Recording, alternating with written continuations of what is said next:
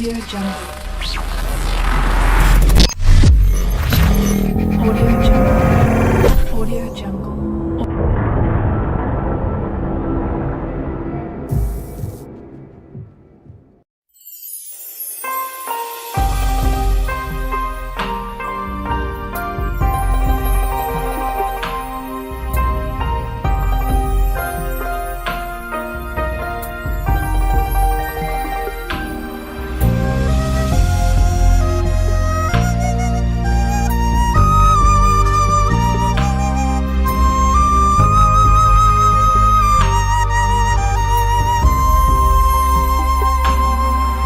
Có từ những nỗi đau trước khi gặp anh, bởi số phận không cho em được nhiều may mắn.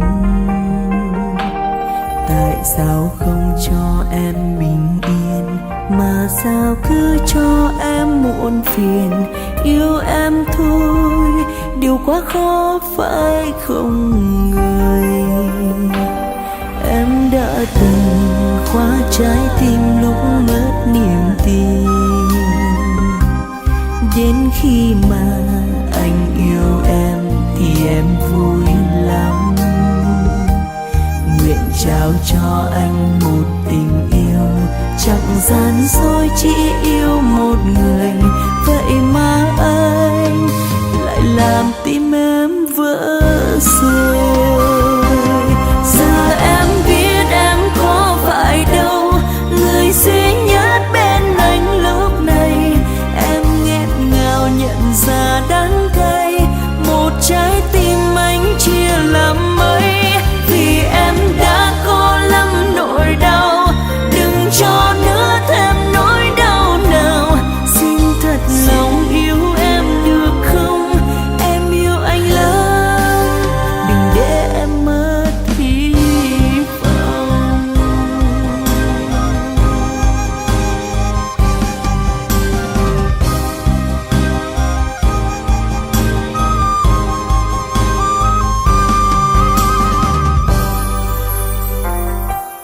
Em có thừa những nỗi đau trước khi gặp anh, bởi số phận không cho em được nhiều may mắn.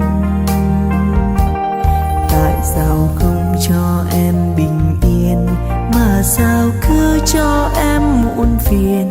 Yêu em thôi, điều quá khó phải không người? Em đã từng khóa trái tim lúc mất niềm tin,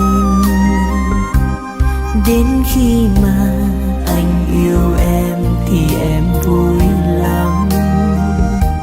Nguyện trao cho anh một tình yêu, chẳng gian dối chỉ yêu một người. Vậy mà anh lại làm tim em vụn vỡ. Giờ em biết em có phải đâu, người duy nhất bên anh lúc này. Em nghẹn ngào nhận ra đắng cay, một trái tim anh chia làm mấy. Vì em đã có lắm nỗi đau, đừng cho nữa thêm nỗi đau nào. Xin thật lòng yêu em được không?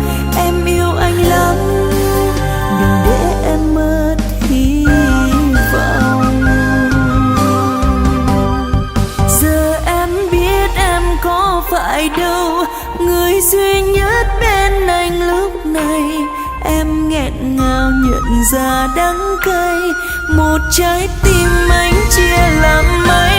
Vì em